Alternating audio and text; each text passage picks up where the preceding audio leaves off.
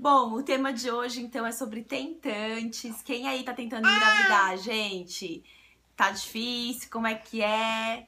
Bom, primeira coisa que a gente fala é que a gravidez, ela não é só de 9 meses, ela deve ser de 12 meses. Por quê? O ideal é que no mínimo 3 meses antes a mulher comece a preparação. Se possível, até antes. Eu, por exemplo, quando eu quis engravidar, mais ou menos uns 6 meses antes, um ano antes, eu comecei a fazer dieta direitinho, academia direitinho, comecei a mudar hábitos de vida, comecei a colocar hábitos de vida mais saudáveis. Eu tomava refrigerante, a gente sabe o mal que faz. Parei totalmente com refrigerante. Durante a gravidez não tomei nada e antes da gravidez também não. Então são todos preparos que são importantes pra gente poder preparar o nosso organismo para isso. E para quem tá tentando engravidar, a gente sabe que a ansiedade é uma coisa que mexe demais. E quanto mais ansiosa fica, mais produz hormônios do estresse, principalmente cortisol, adrenalina, que são hormônios que acabam alterando os nossos hormônios para conseguir engravidar. Então a ansiedade, o estresse nessa fase tem que ser controlado, tem que fazer um acompanhamento. Então, nessas tentativas de engravidar, não é só o ginecologista que acompanha. Às vezes precisa de uma equipe multidisciplinar. Eu tenho muitas pacientes que têm exames normais e o que está alterado é realmente a parte emocional. E a gente faz o acompanhamento com a psicóloga da nossa clínica e muitas vezes é o que precisa é mudar alguma coisa inconsciente ou consciente para que essa mulher desbloqueie e consiga engravidar. Mais importante, gente, saber o seguinte, o ideal é que a mulher procure o ginecologista, faça os exames de rotina, saber se está tudo bem. Se não tiver tudo bem, a gente precisa corrigir. Existem vários fatores físicos, obviamente, que influenciam na gravidez, mas hoje a gente pode falar, a gente recebe muita paciente jovem no consultório com dificuldade de gravidez.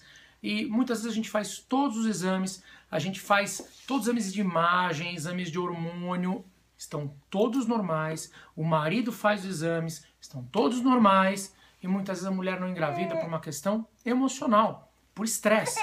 Hoje, 80% dos casais jovens que não conseguem engravidar são por fatores emocionais, por estresse e ansiedade. Para vocês terem uma ideia como a coisa acontece, é muito simples. Como a Erika falou, todos os hormônios liberados com estresse, adrenalina, eleva cortisol, noradrenalina, esses hormônios vão mexer com a imunidade da mulher. Consequentemente, vão mexer com a ovulação.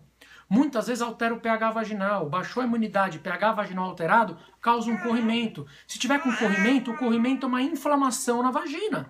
Dá uma inflamação na região vaginal, dá uma infecção local. E isso mata o espermatozoide, e aí não consegue engravidar. Então, existem muitos fatores. A gente tem que lembrar o seguinte, há 30, 40 anos atrás, a mulher ela era dona de casa. Ela não tinha as preocupações que ela tem hoje, ela não trabalhava. Hoje ela tem que trabalhar, ter as preocupações do trabalho, os compromissos, cuidar da casa, cuidar do marido, cuidar dos filhos, cozinhar, ou seja, é muita coisa. E esse estresse acaba atrapalhando demais na fertilidade da mulher. Cada vez mais jovem, o pior de tudo é isso. O que eu vejo muito no consultório é meninas jovens que, assim, acabaram de casar e já estão preocupadas se vão conseguir engravidar. Gente, eu acho assim, vamos dar o problema devido à importância para cada situação e não ficar sofrendo por antecipação, porque essa ansiedade acaba atrapalhando em tudo na vida. Então, assim, é considerado infértil aquele casal que está tentando engravidar há pelo menos um ano, sem usar nenhum método contraceptivo, tendo relações frequentes de 4 a 5 vezes por semana e que não conseguiu. Para mulheres acima de 35 anos, esse tempo a gente reduz para 6 meses, porque a gente sabe que após os 35 anos, a nossa ovulação vai diminuindo, a qualidade dos óvulos também, então não é preciso esperar tanto tempo para procurar ajuda. Agora, se mulheres que são abaixo de 35 anos, não fiquem preocupadas se está demorando 5 meses, 6 meses, 8 meses, tá tudo dentro do normal. Para vocês terem uma ideia, um casal fértil em que o homem é saudável, a mulher é saudável, os dois vão ter relação no dia da ovulação, no dia mais fértil, a chance de gravidez é de 20 a 30%, ou seja, é muito baixa. Não é tão fácil engravidar como as pessoas pensam, porque tem ciclos que você pode ovular, tem ciclos que você não ovula adequadamente, depende do pH vaginal, depende do estresse, depende de vários fatores. Então, por isso que não se preocupem se está demorando um pouquinho. Tem muita coisa que altera, por exemplo, muita gente chega no consultório, doutor, a gente tá tendo relação há 1 ano, sempre no meu período fértil e eu não engravido. A gente tem relação sempre naquele dia, na metade do ciclo, que é o dia que eu estou ovulando e não engravido. Primeira coisa, quem disse que a ovulação é na metade do ciclo? Gente, isso é um grande mito. A maioria das mulheres ovulam no meio do ciclo. Então, se eu tenho um ciclo de 28 dias, em média, no 14º dia ocorre a ovulação. Só que tem mulheres que têm ciclos de 28 dias, só que a primeira fase do ciclo, por exemplo, dura 18 dias e a segunda fase do ciclo dura 10. E essa mulher ela vai ovular no 18º e não no 14º. E se você estiver tendo relação sempre no 14º, você nunca vai pegar o dia da ovulação. Então o primeiro fator é descobrir quando é o período ovulatório de cada mulher. Não existe uma regra. O corpo humano não é uma máquina, não é uma calculadora. Não é toda mulher ovula na metade do ciclo. Não é assim que funciona. Então, primeira coisa, descobrir quando é o período ovulatório. Isso a gente tem como saber através de ultrassom, através de dosagens hormonais seriadas. Tem uma série de coisas que a gente pode saber para tentar descobrir quando que a mulher está ovulando. E outra coisa também, não existe nada mais chato do que você ter relação com hora marcada. Só programado, né, gente? Para você engravidar, primeira coisa, relaxa. A cabeça tem que não estar focada na gravidez. Tem que estar tranquila. Pensar assim, bom, eu tenho 1 ano pela frente para tentar. Deixa acontecer. Ter relação com hora marcada é péssimo. Porque muitas vezes você não está com vontade, às vezes está com dor de cabeça, às vezes está estressada do trabalho, o marido também, e vai ter que ir lá obrigatoriamente só porque você acha que é o período fértil, que muitas vezes nem é. Então tem que tomar muito cuidado com isso. Gente, eu vou pedir pra vocês, vamos deixar as perguntas pro final, a gente avisa a hora que tiver liberado pergunta, porque tem muita gente reclamando que tá travando, e eu acho que pode ser isso, a interação das pessoas demais, eu acho que pode travar, tá bom? A gente vai falando, e aí no final, a hora que for pra terminar, os 15 minutinhos finais, a gente abre pra todo mundo perguntar e a gente vai respondendo, tá? Então, e aí a ovulação, gente, como o Domingos falou, nem sempre ocorre no mesmo dia. Então não tem que fazer aquela coisa com hora marcada, ficar com a temperatura, tá saindo muco, vem marido que é hoje. Porque o legal, gente, tudo é história, faz parte da nossa vida. Então a gente sabe o dia que a gente fez a Júlia, então até isso é legal, é gostoso de lembrar. Isso faz parte já, desde o momento da concepção, faz parte da vida dessa criança que tá pra vir. Então o legal é que ela seja feita num momento muito gostoso do casal. Meu Deus! Quer falar? Você quer falar também? É verdade? Daqui, forma de pezinho aqui. Enquanto você fala.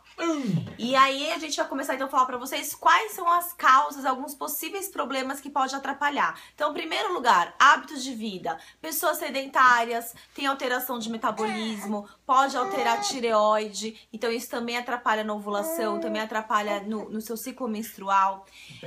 Uso de alguma droga ou de bebida alcoólica em excesso também pode atrapalhar na tentativa de engravidar. Hábitos de higiene, gente. Então, mulheres que trabalham, ficam o dia inteiro fora, calça jeans apertada, calcinha que não seja de algodão, com aquela umidade na vagina, corrimentos de repetição que alteram o pH vaginal. Uso daqueles absorventes fininhos, sabe, né, que eu tô falando, de uso diário, que tá errado, isso não é de uso diário, gente, esses absorventes, se vocês usem, pelo amor de Deus, parem agora. Isso faz muito, muito mal para tentativa de engravidar também, porque esses absorventes, eles acabam impedindo a troca de oxigênio, a circulação de ar na vagina. A vagina vai ficando cada vez mais quente, cada vez mais úmida, com isso a mudança no pH. Quando o marido vai lá e ejacula, os espermatozoides deles acabam fazendo o quê? Morrendo, porque a vagina não tá no ambiente adequado para eles. Então é preciso mudar isso também. O que atrapalha também são sabonetes íntimos de uso contínuo. Muitas vezes tem sabonetes e sabonetes que são antibactericidas e tudo mais. Tem que tomar cuidado, porque às vezes o sabonete que você vai usar destrói a sua flora boa também, além da ruim. E aí você perde a proteção vaginal. Então quando você tem que usar um sabonete desse? Após uma relação sexual, após sair de uma piscina, após sair do mar. Na verdade, os sabonetes íntimos, esses que são industrializados de farmácias normais, de que compra na farmácia, alguns deles têm uma substância chamada fitalato. Essa substância saiu um estudo recentemente mostrando que pode sim prejudicar a saúde da mulher, porque altera não só a parte reprodutiva, hormonal, mas também problemas renais, pulmonares, enfim, eles estão estudando isso. Então a dica é usar um sabonete adequado, com pH adequado para a vagina, porém pode ser manipulado. Então conversa com o seu médico para falar sem essa substância que chama fitalato, tá bom? Então, além disso, os hábitos de higiene, então também tem os problemas de saúde da mulher em geral. Então, presença, por exemplo, de miomas. Não são todos os tipos de miomas que atrapalham, mas existem alguns miomas, principalmente submucosos, que estão dentro do útero. Eles podem impedir a passagem do espermatozoide para chegar até as tubas uterinas e para conseguir ter a concepção. Então, esses é a indicação quando tá tentando engravidar e não consegue ter algum mioma, conversar com o seu médico para ver se o seu tipo de mioma precisa de ser retirado antes com alguma cirurgia. Pólipos vaginais, que o pólipo é como se fosse um nódulo também, que pode ser no colo do útero ou dentro da cavidade uterina, que também pode impedir a concepção, ou quando engravida pode levar até um abortamento, porque o bebê não consegue ficar fixado lá dentro do útero. Outros problemas, a gente tem a hiperprolactinemia, então mulheres que estão com a prolactina muito alta podem ter dificuldade para engravidar e é preciso fazer umas investigações, fazer outros exames para ver o que está causando esse aumento e em alguns casos tratar em primeiro lugar a hiperprolactinemia. O medicamento é até aquele mesmo que a gente usa para quando quer secar o leite, é o mesmo princípio. Então, tudo isso tem que ir conversando com o seu médico para ele descobrir o que está acontecendo. Se o problema, a questão é principalmente região vaginal, a vagina não está um ambiente propício, ou se é alguma alteração hormonal que não está fazendo você ovular adequadamente, ou se tem alguma coisa física impedindo, um nódulo, um mioma, cistos de ovários também. Outras causas muito comuns de dificuldade para engravidar, nós temos a síndrome dos ovários policísticos, temos a endometriose. A Érica aqui é uma prova viva disso, então a Érica teve endometriose, ainda tem, né, obviamente, mas operamos a Érica 2 vezes de endometriose, fizemos 2 videolaparoscopias, ela ficou com a menstruação suspensa durante quase 10 anos, né, amor? Mas com uma programação e com a cabeça tranquila, foi a gente fazer ela voltar a menstruar, que 3 meses depois ela estava grávida, mesmo tendo operado 2 vezes de endometriose. Então uma coisa importante da gente distinguir é o que é infertilidade e o que é esterilidade. No caso, quem tem dificuldade para engravidar por qualquer motivo, pode ser até um motivo emocional, é uma pessoa infértil. O que é infértil? Dificuldade para engravidar. Então, a endometriose, a síndrome dos ovários policísticos, tudo isso torna a mulher infértil, com maior dificuldade para engravidar. Diferente de estéril. A mulher estéril é a que não pode engravidar em hipótese alguma. Um exemplo, a mulher que tira o útero. A mulher que tira o útero, ela não pode engravidar de nenhuma hipótese. Então, dessa maneira, ela fica totalmente estéril. Então, muita gente fala assim, ai meu Deus, eu estou infértil. Não é que você não pode engravidar, você pode. Só pode ter uma dificuldade maior. Então, primeira coisa, identificar as causas. E uma outra diferenciação muito importante, eu já falei isso num programa de televisão, quanto à síndrome dos ovários policísticos. Gente, tem muita gente taxada de que tem síndrome dos ovários policísticos, quando na verdade ela só tem ovários policísticos. A mulher pode ter um ovário com micropolicistos e não ser portadora da síndrome dos ovários policísticos. É bem diferente uma coisa da outra. Agora, quem tem a síndrome dos ovários policísticos, um dos sintomas é ter o ovário policístico. Então, a síndrome de ovário policístico é uma síndrome plurimetabólica. Você tem aumento dos hormônios masculinos da mulher, você tem o aumento da resistência periférica à insulina, você tem uma série de alterações. Não é só o cisto no ovário. E aí acaba inibindo a ovulação e a mulher não engravida. Então tem que investigar, existem muitas causas físicas também que dificultam uma gestação. Além disso, tem que lembrar também de malformações uterinas, úteros bicornos, de Delfos, então algumas sinéquias. Existem mulheres que já têm uma alteração anatômica e aí por isso pode dificultar. Em alguns casos, aí ou a indicação é fazer alguma cirurgia, dependendo de qual for a malformação, ou aí partir realmente para uma reprodução assistida. E a gente tem que lembrar também, gente, que muitas vezes a gente pesquisa só a mulher, porque tem homens, infelizmente, que tem receio de ir no urologista. Então, assim, os maridos que estiverem assistindo, vocês contem para os maridos depois, o ginecologista é o médico da mulher. E o urologista é o médico que vai cuidar da saúde do homem. A gente não vai no ginecologista só para fazer o Papa Nicolau, ou só para fazer uma mamografia, ou um ultrassom das mamas, ou enfim. A gente vai no ginecologista para falar de tudo. Pelo menos, nós, na nossa consulta, a gente aborda a mulher da cabeça aos pés. Eu sempre falo isso. isso. A mulher não é só mama e vagina. Então a gente tem que olhar como é que tá o cabelo dela, a unha dela, se ela tá com depressão, se não tá, se tá ansiosa ou se não tá. Então a gente olha a saúde como um todo. Assim como o urologista deve ser pro homem. Então ele não tem que ir só se ele tiver com um problema no pênis, por exemplo. Mas ele tem que ir com uma rotina, fazer um check-up, fazer exames de rotina cardiológica também, como é que tá o colesterol, como é que tá,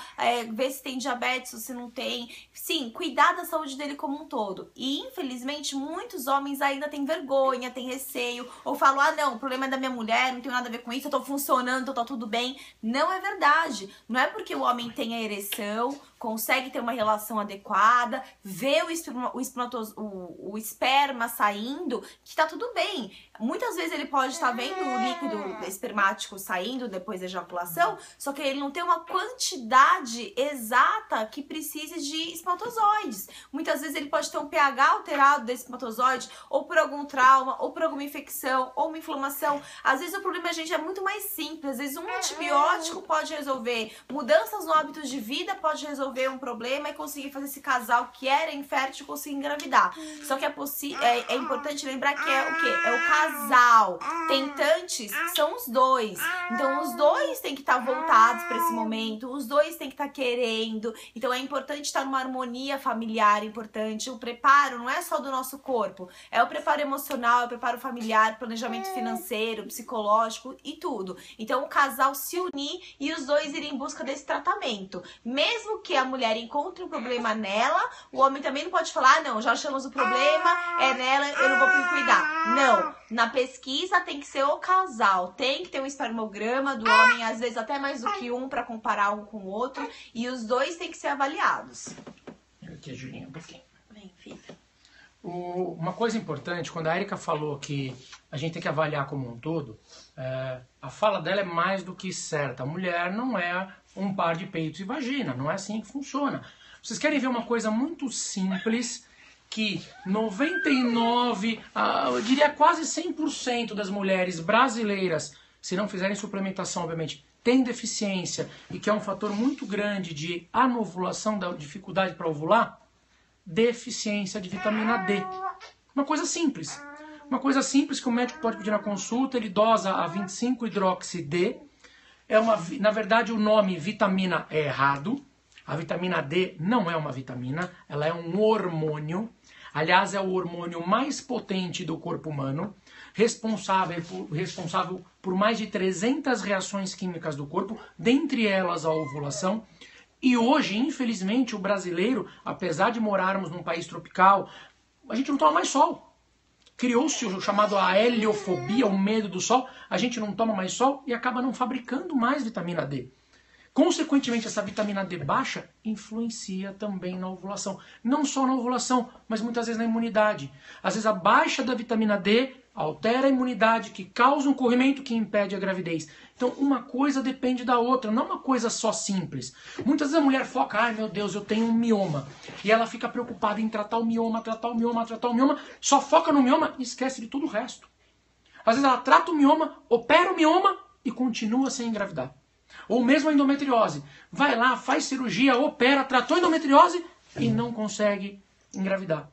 Por quê? Porque tem outros fatores alterados. Ela está com a imunidade prejudicada. Com a imunidade prejudicada, ela não vai conseguir muitas vezes ovular. Ela vai fazer o que a gente chama de ciclos anovulatórios.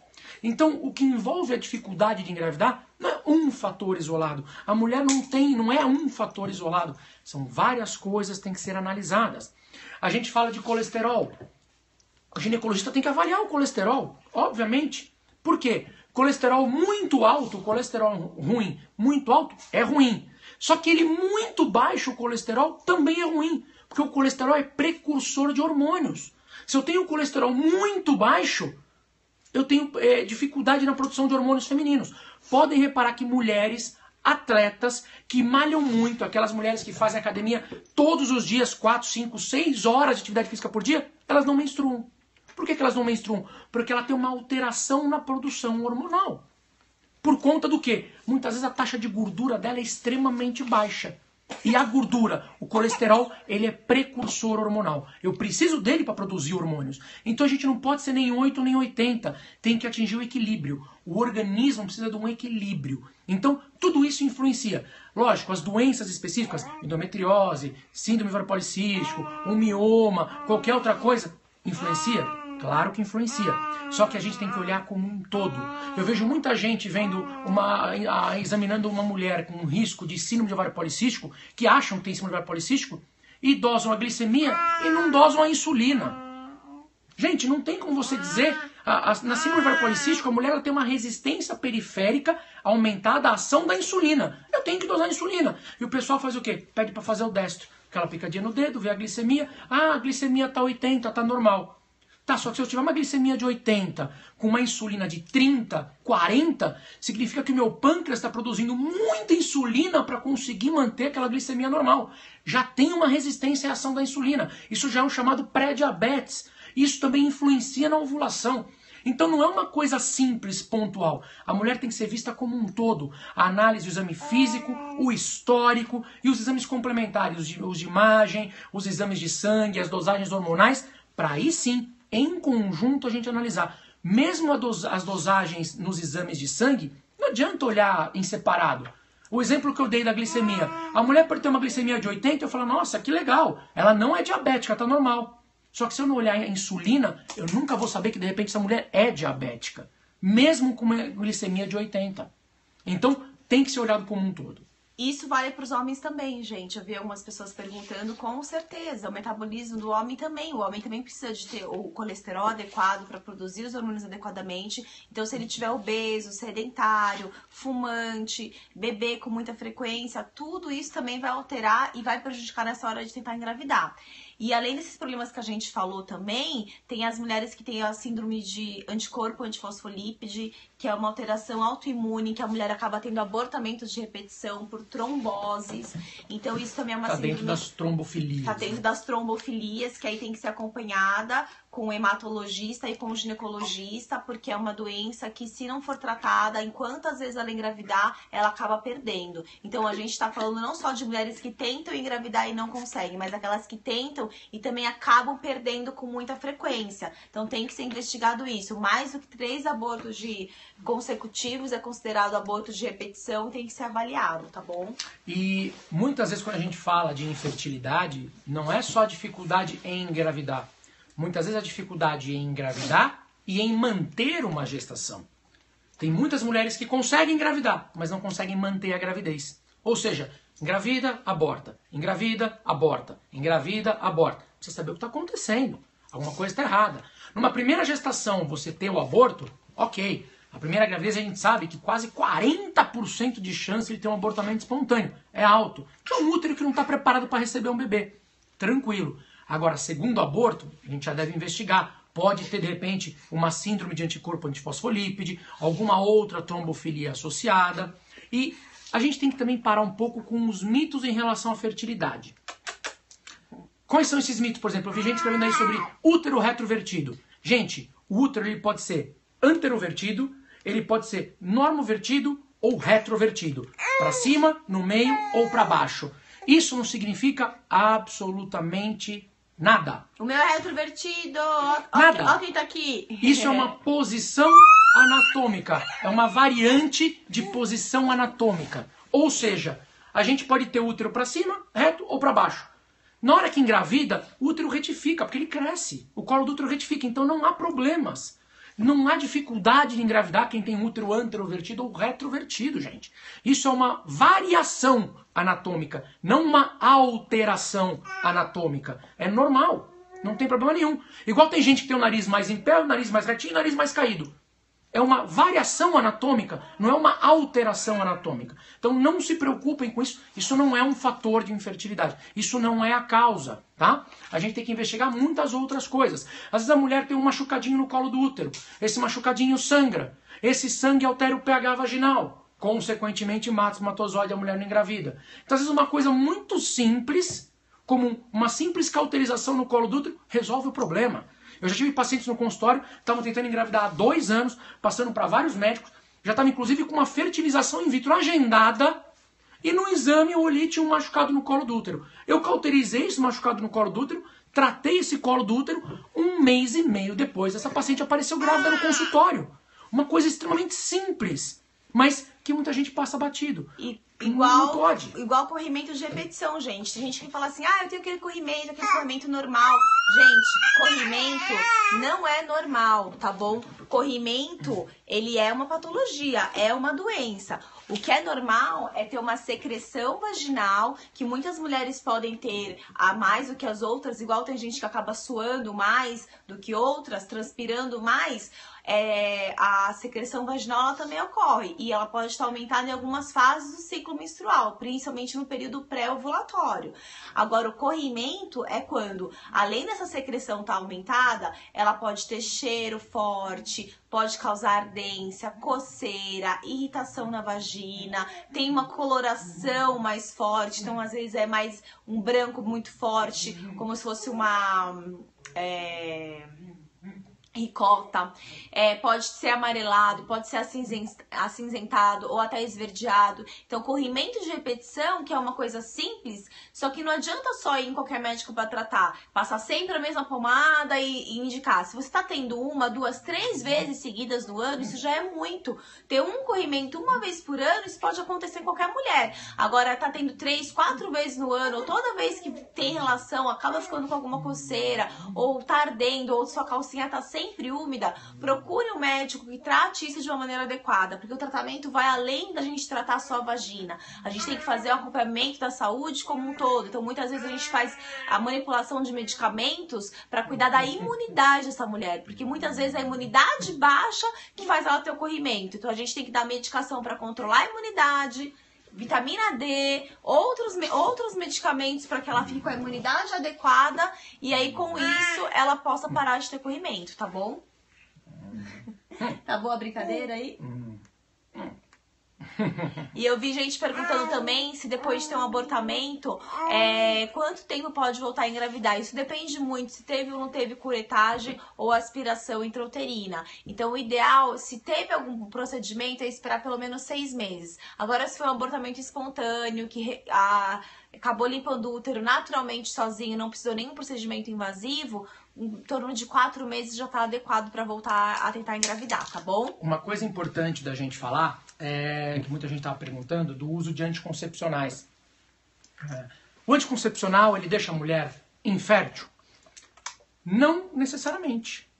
Na verdade, o que acontece é que o uso durante muitos anos, contínuo, aquela mulher que usou 10, 15, 20 anos de anticoncepcional, aí ela resolve engravidar para o anticoncepcional. Ela vai tentar engravidar, não consegue. Aí o que ela fala? Olha lá, culpa do anticoncepcional. Quando na verdade não. Ela já era infértil lá atrás, quando ela tinha 15 anos de idade, quando ela começou a tomar o anticoncepcional, e agora, 15 anos depois, com 30 anos, ela quer engravidar e não consegue, e vai pôr a culpa no anticoncepcional. Então, tem que tomar muito cuidado com isso. Mas o que pode acontecer sim, quem tomou durante muitos anos esse anticoncepcional, esses hormônios, uma parte dele pode ficar retida nas células de gordura. Então a mulher, mesmo parando de tomar o anticoncepcional, durante um certo período, ela ainda pode estar sob o efeito do contraceptivo, mesmo tendo parado. Então aí dificulta um pouquinho mais a gravidez. Então aí aquele período de 1 ano tentando, na verdade vai ter que ser um pouquinho mais. Pode ser de repente 1 ano e meio para conseguir. Então o médico tem que levar tudo isso em consideração. Se uma paciente tomou 20 anos de anticoncepcional, de repente eu sei que 1 ano tentando engravidar, para ela pode ser normal. Porque ela pode ter hormônio ainda nas células de gordura armazenados, tá? Porque o anticoncepcional, quer queira, quer não, ele deixa a mulher bioquimicamente menopausada, tá? Faz com que ela não ovule. Ele engana o organismo, digamos assim. Então, tudo isso a gente tem que levar em consideração. Gente, acho que assim, existem várias doenças que podem levar a uma infertilidade, uma dificuldade do casal, mas o mais importante de tudo, se enxerguem como um todo, não enxergue só o problema. Eu tenho um mioma, então é só um mioma, eu tenho um cisto, é só um cisto. Não, lembra que a mulher ela é muito mais complexa. Então, converse com o seu ginecologista, se você não está segura, procure um outro profissional, mas que te enxergue como um todo. E principalmente, a avaliação psicológica, ela é muito importante. Os nossos colegas terapeutas têm ajudado muito a gente gente tido muito sucesso em gravidezes, porque às vezes a mulher, ela pode sim ter um problema físico, mas por causa do físico, ela fica tão estressada, tão preocupada, chateada, angustiada. Ah, porque a irmã já teve filho, já tem, todo mundo já casou, já tá com filho, menos ela, e o marido tá cobrando, e ela tá se sentindo velha, vai passando dos 30 anos, vai ficando mais preocupada ainda.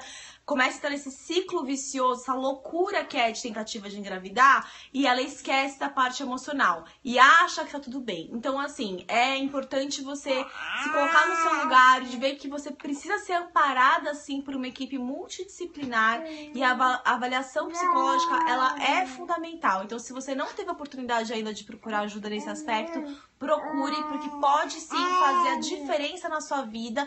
E outra coisa muito importante, quando a gente tá tentando engravidar, vem também à tona muitos sentimentos que aconteceram com a gente na nossa gravidez. A influência das emoções da nossa mãe com a gente, quando estava grávida da gente, isso é muito importante. Então, nem todo mundo veio de uma gravidez planejada, de um momento certo. Muitas vezes era planejada, mas às vezes o casal passou tendo algum problema, ou mães que passaram dificuldades durante a gravidez, ou uma gravidez que foi turbulenta, ou por brigas com o marido, brigas com a família, perca de um emprego, ou porque também passaram mal fisicamente, gravidez de alto risco, e mães que tiveram partos difíceis. Tudo isso fica no nosso inconsciente, e quer queira, quer não, na hora que a gente vai engravidar, a gente acaba aflorando esses sentimentos que aconteceram com as nossas mães, e a gente acaba também ficando preocupada, ansiosa. Então, muitas vezes a gente tem que tratar essa parte psicológica e entender aquilo que aconteceu com a nossa mãe e tirar esses medos nossos de que isso possa acontecer novamente. Gente, eu vi gente falando aí do crossmatch. O crossmatch não é um exame que é reconhecido pelo CRM, não é uma coisa que tem validade científica comprovada. Então, cuidados, é um exame caro, as vacinas são feitas depois, são mais caras ainda, e muitas vezes não adianta para absolutamente nada, não existe comprovação científica em relação a isso. Então, tomem cuidado com isso. Quando a Érica falou agora do emocional, uma coisa importante da gente dizer é que o próprio fato da mulher ficar muito focada na gravidez e muitas vezes acaba combinando com uma menstruação, ou seja, não engravidou, isso gera uma frustração, e essa frustração vai fazer mal para ela, tá? Tem gente me perguntando, por exemplo, doutor, infecção de urina é um fator de dificuldade para engravidar? Qualquer tipo de infecção que você tenha é um fator de dificuldade para engravidar. Se você está com uma infecção, a sua imunidade está prejudicada. Estou com uma sinusite, é dificuldade para engravidar. Sua imunidade está alterada. A imunidade está alterada, pode alterar a ovulação, você pode não ovular. Estou com uma dor de dente, uma infecção dentária, pode ser dificuldade para engravidar. Por isso que eu falo, é como um todo, não é uma coisa isolada. E muitas vezes passa batido, o médico só pede exames ginecológicos. Ginecologicamente falando, você está bem. Tá, só que você tem 1 milhão de outras coisas que não estão bem e que é isso que está atrapalhando você de engravidar. Aí o que ele faz? Vai para fertilização. E não é assim que funciona. Perguntaram também se a mulher que menstrua regularmente, ela pode não ter ovulação. Sim, gente, até 20% dos nossos ciclos a gente não ovula, mesmo tendo a menstruação regular. Vamos abrir a pergunta, tá bom, gente? Porque a gente vai encerrar daqui a pouquinho, porque vai passar o programa e a Julinha tá querendo dormir, né, amor? Vamos lá, o que vocês querem perguntar? Vamos mandando as perguntas que a gente vai responder. Conforme dá pra gente ler. Vamos lá. Tomo sim vacina, devo parar? Você não deve parar nada sem falar com o seu médico antes, tá? Tudo quanto é remédio que vocês estão tomando, não parem sem orientação médica e também não comecem a tomar nada sem orientação médica. Vi gente falando aí que vai começar a tomar vitamina D, não tome sem saber quanto é a dosagem, porque o médico precisa saber quantas mil unidades você tem que tomar, tá? Tem Se é possível engravidar só com uma trompa, sim, só que você vai engravidar do outro lado, então não é todo ciclo que você tem a chance de engravidar, mas é possível sim. Mesma coisa quem tem um ovário. A única diferença é que é o seguinte, um mês você ovula, o outro mês você não ovula, porque geralmente a gente ovula 1 mês de cada ovário. Então, o que vai acontecer é que você, em vez de tentar durante 1 ano, tem que tentar durante 2. Porque você vai ovular somente de um ovário. Fatores de sangue pode dar incompatibilidade, isso ser uma causa de abortamento. Então, se você tá grávida, aí depende do seu tipo de sangue, se teve um sangramento durante a gravidez, tem que fazer uma vacina sim. Fator V de Leiden positivo, aí a gente entra nas trombofilias. O fator 5 de Leiden, realmente, a gente está nas trombofilias, e as trombofilias são fatores realmente de dificuldade para engravidar. Devem ser identificadas e tratadas muitas vezes com anticoagulantes. A adenomiose pode ser uma das causas de infertilidade, sim. Então tem que tratar também. Mito ou verdade, se é possível engravidar tomando anticoncepcional? É verdade, pode engravidar sim. Nenhum método contraceptivo, a não ser abstinência sexual, é 100% seguro. Anticoncepcional tem sim uma porcentagem de falha, qualquer um deles, inclusive ligadura tubária. Quem faz laqueadura não é 100% de chance que não engravida, não. Tem índice de falha também. O muco, ele pode ser nos sinais de que a mulher tá ovulando, mas nem toda mulher consegue perceber. Então não é porque se você não teve, não significa que você não ovulou. Emendar o anticoncepcional faz mal? Faz. Tem anticoncepcionais específicos para você emendar e não menstruar. Não deve emendar um anticoncepcional qualquer, porque pode sim fazer mal para você. Se os testes de ovulação são confiáveis, sim, gente. Alguns são confiáveis, mas tem que avaliar o seu ciclo como um todo. É bom dar uma olhada nos últimos 3 ciclos para ver se tá dando certo a data. Quem toma remédio para emagrecer deve parar. Não pode remédio para emagrecer e tentar engravidar. Tem que parar pelo menos uns 2 meses antes, fazer uma detoxicação dessa medicação. Deve emendar o Cerazete. O Cerazete, na verdade, é para ser emendado. Ele é um anticoncepcional para tomar contínuo sem pausa. Ele é só a base de progesterona. Após descolamento de placenta é mais difícil engravidar? Não, o descolamento de placenta é um problema na gravidez. Ele não dificulta uma próxima gravidez. Porém, a chance de ter um descolamento na próxima gravidez é maior por ter tido na primeira. Eu vi que tem uma que tá mandando o volume do útero. Gente, a gente não pode avaliar isso. Opa! A gente não pode avaliar isso só pelo tamanho do volume do útero. Tem que ver qual é a causa do volume do útero tá aumentado, tá? Cadê? Meu útero? Não, útero não dá pra falar. Tomando Trogestan, vou engravidar. O Trogestan é uma progesterona natural micronizada que muitas vezes é usada assim pra tentar ajudar na gravidez, mas não deve ser tomada indiscriminadamente. Quem tem que indicar isso é um médico especialista em fertilidade. Não é tomando ele que vai te fazer engravidar. Não é assim que funciona. Gente, o Domingos vai encerrar com vocês porque a Julinha tá no horário de vencimento, tá bom? Ele termina aqui com vocês que eu vou subir com ela pra pôr ela pra dormir, tá, gente? Obrigada. Continua falando com eles aí. Beijo, beijo, beijo, que a gente tá indo dormir, que já deu hora. Dá beijo, filha. Bom, deixa eu ver. Manda beijo pro Guarujá. Beijo pro Guarujá. Alterações da tireoide atrapalham? Sim, sem sombra de dúvidas. A alteração da tireoide é uma alteração hormonal. Se os hormônios da tireoide estão alterados, ele pode realmente alterar também a ovulação. Um hormônio depende do outro e eles funcionam em cascata. Então, se a tireoide está alterada, consequentemente vai alterar também, dificultar a gravidez. Tanto o hipertireoidismo quanto o hipotireoidismo. Hashimoto atrapalha? Atrapalha. Como eu falei, é um problema da tireoide. Sou laqueada há 13 anos. Faço reversão ou in vitro? Gente, não dá para saber, precisa ser avaliada para saber. A cirurgia de reversão, ela não é uma cirurgia que tem um índice de sucesso muito bom. Às vezes a fertilização vai ter um sucesso melhor e você vai acabar gastando a mesma coisa entre uma e outra. Então, é uma questão de opção. Que mais? Vão mandando. No período fértil, melhor ter relação... O programa vai começar em 5 minutos. Doença autoimune atrapalha. Qualquer tipo de doença autoimune atrapalha. Mito ou verdade? Ter relação um dia sim, um dia não. Não, isso é verdade. É melhor ter relação um dia sim, um dia não do que todos os dias. Porque senão você esgota os espermatozoides. Tendo um dia sim, um dia não, você não esgota os espermatozoides, a chance de engravidar é maior. Ferritina muito baixa prejudica a gravidez? Sim, prejudica a gravidez. Porque se a ferritina está baixa, você vai ter um certo grau de anemia, você não tem ali o transporte do ferro, vai ter algumas alterações que podem gerar alterações nas produções hormonais. Então isso sim também pode atrapalhar. Que mais? Vamos que eu vou encerrar, gente. Vou encerrar em 2 minutinhos, que daqui 2 minutos começa o programa lá na Rede TV, que eu vou lá, vou me assistir. Testosterona bioidêntica causa problema? Depende para que você está usando e qual dosagem. Não é assim, tem que ver para quê. Não é todo mundo que usa testosterona, não. Homem ácido fólico, não. Não, homem tomar ácido fólico é mito, não tem necessidade. É a mulher que precisa de preferência o folato. Medicações para síndrome do pânico atrapalha? Atrapalha. Geralmente são medicações tarjas pretas, causam dependência e não são indicadas, inclusive, durante a gravidez.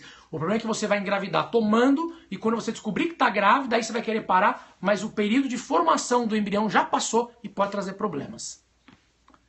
Que mais? Pílula dia seguinte.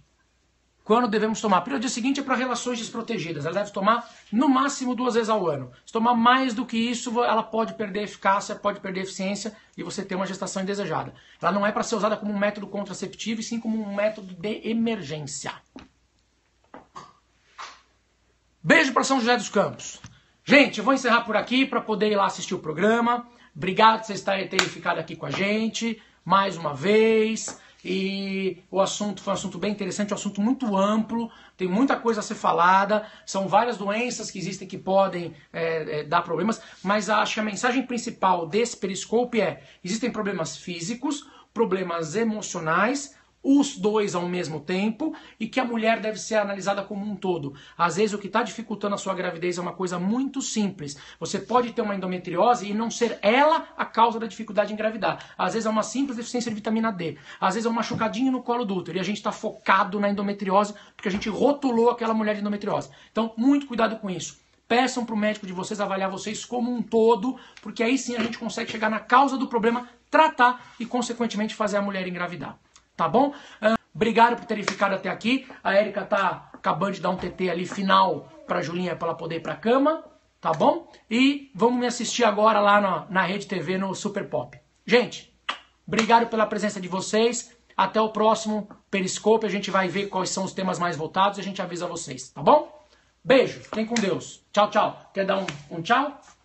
Julinha tá aqui, tava acabando de dar o TT, veio voltar pra dar tchau pra vocês. Tchau, gente! Obrigada, tá bom? Desculpa hoje ter que ficar ensaiando toda hora, mas com a neném é assim mesmo, né? Quem sabe faz ao vivo. Beijo! Beijo, fiquem com Deus. Tchau, tchau!